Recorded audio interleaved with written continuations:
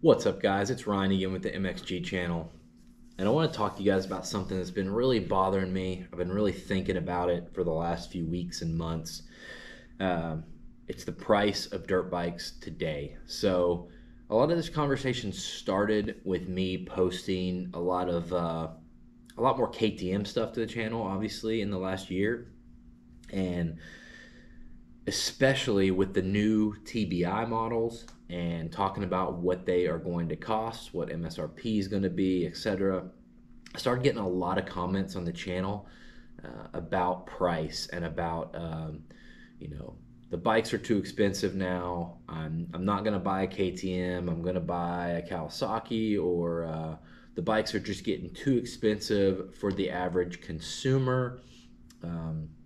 The problem with the sport is the bikes are too expensive, et cetera, et cetera. Getting a lot of stuff like this. So I started thinking to myself, like, yeah, I can agree. The bike prices are definitely going up every year, every couple years. We saw a huge jump this year from KTM, between 6 and 8% across the board. All the bikes are going to go up this year, though. The question is how much, but I started wondering to myself, is this because manufacturers are price gouging? Is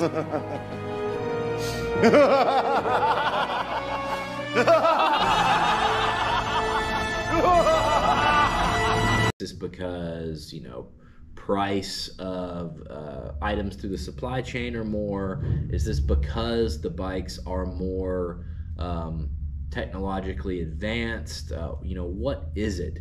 And if we can't isolate what it is it good for the sport or is it bad for the sport? And that's when I came into inflation.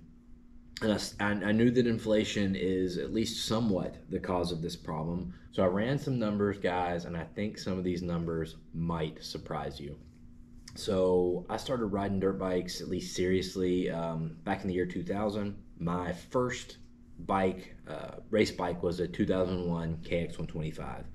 And I was actually having trouble finding the MSRP for that bike, so I just used the KX250. Listen to this. The MSRP for the Kawasaki KX250 in 2001, which would have been in 2001 model, was $57.99. So now the MSRP of the 2022 KTM 250SX, which I think we can all agree is a much superior bike to that 2001 Kawasaki KX250, which wasn't a bad bike by any means, but the MSRP of the 250SX is $87.99. So let's see how that compares. We'll go to our inflation calculator. If in 2000 I had purchased an item for $57.99, in 2002 that same item would cost $96.81.97. That's right, guys. The 252 stroke that KTM sold this year is actually cheaper than the Kawasaki KX252 stroke was 22 years ago. So bike prices in all technicalities have went down.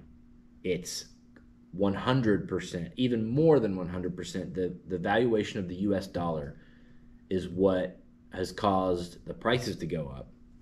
And it says the cumulative inflation rate since 2000 is 67%. So for those of us that have been around in the sport for years, it's just a mental game. We think the prices are going up. In some cases they have, but in this case, 252 strokes, prices went down. KTM is offering you a cheaper bike, a cheaper two-stroke that's way better than what you could have got 2 decades ago. But let's not stop there. So now let's take that same kind of idea and move to 4-strokes. Specifically, I want to move to Yamaha, and I want to go to 2010, the YZ450F. This is the first year of the backwards motor, and it's fuel injected. So it's kind of on that equivalent level of bikes today, but it was one of the first ones.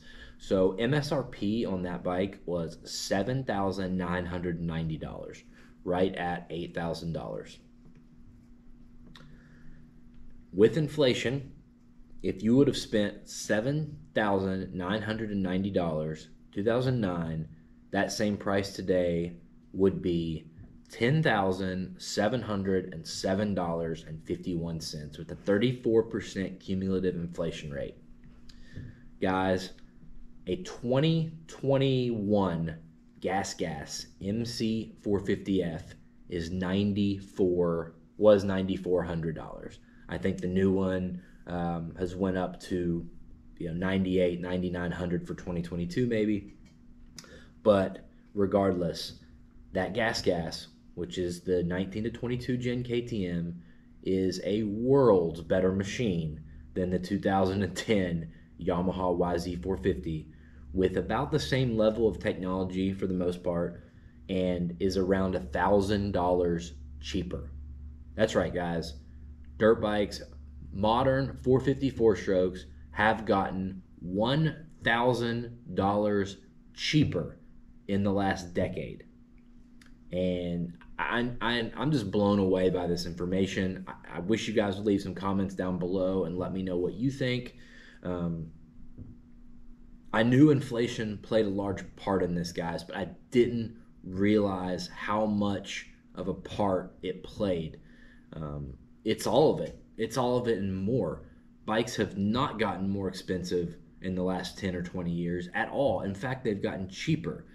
So to me, guys, it sounds like, if we're all upset about these bike prices, we need to be upset at least the U.S. needs to be upset at the U.S. government, at the Federal Reserve, about the economics that are going on in the country, and not at the bike manufacturers, because they're only helping us here. So take that into account when you leave these comments and you have this chip on your shoulder about bike prices these days. That's all the information I have today.